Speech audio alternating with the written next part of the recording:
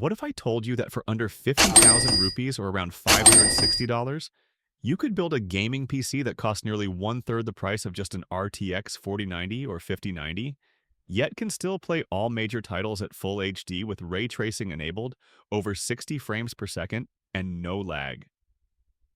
Sounds crazy, right? Well, let me prove it. And at the end of this video, I will also show you actual gameplay footage of this PC build, so stick around to see how well it performs. This is my first video, so mistakes can happen, but I have carefully picked the best parts for the price. If you think there is a better option, let me know in the comments. Also, if you like my component choices, consider subscribing. If not, no problem. Now, let's break down this budget beast piece by piece. For the processor, I am going with the AMD Ryzen 5 5500. This is a 6-core, 12-thread processor with a base clock of 3.6 GHz and a boost clock of up to 4.2 GHz. For gaming, this processor is more than enough, and at just 7,190 rupees or around $80, it gives insane value for the price. For the graphics card, I am using the Asus Dual Radeon RX 6600 with 8 GB of GDDR6 memory. This GPU is an absolute beast for the price, handling modern games with ease.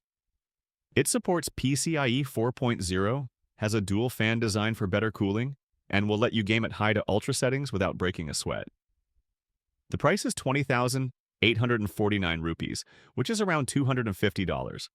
For the motherboard, I chose the Gigabyte B450 DS3HV3.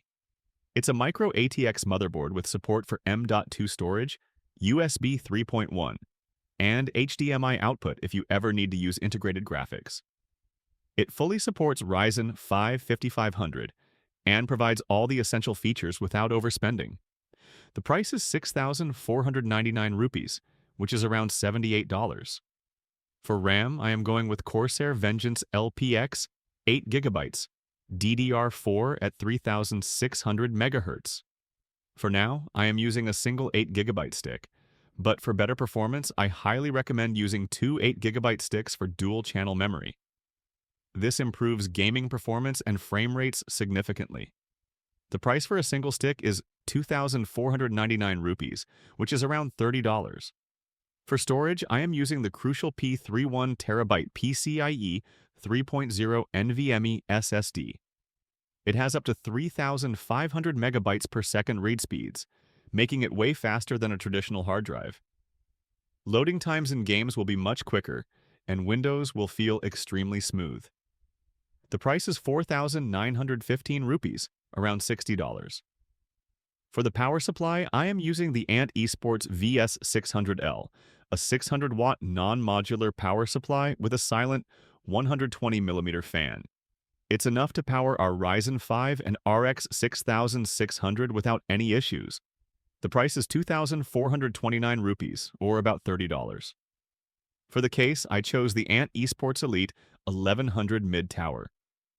It supports ATX, Micro ATX, and ITX motherboards, and comes pre-installed with 3 120mm front fans and 1 rear fan with rainbow lighting.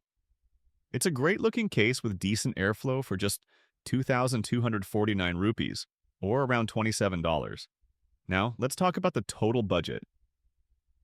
Without the monitor, keyboard, and hard drive, this entire build costs around 48,530 rupees, which is around $560. For this price, you are getting a powerful gaming PC that can handle modern titles at high settings. Now, here is the actual gameplay footage of this build running these games. Watch and see for yourself how well it performs.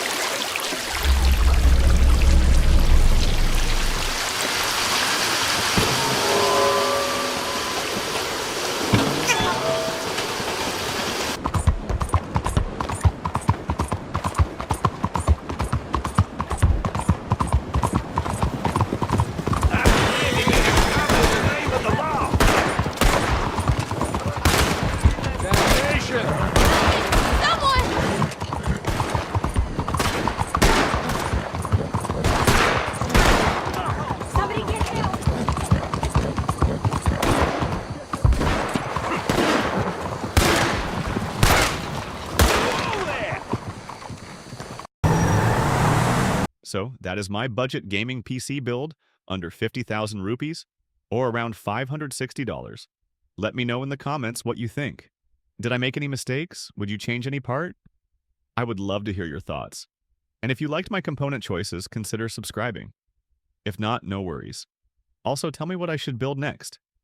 Should I make an even cheaper build or a high-end gaming PC? Drop your suggestions in the comments.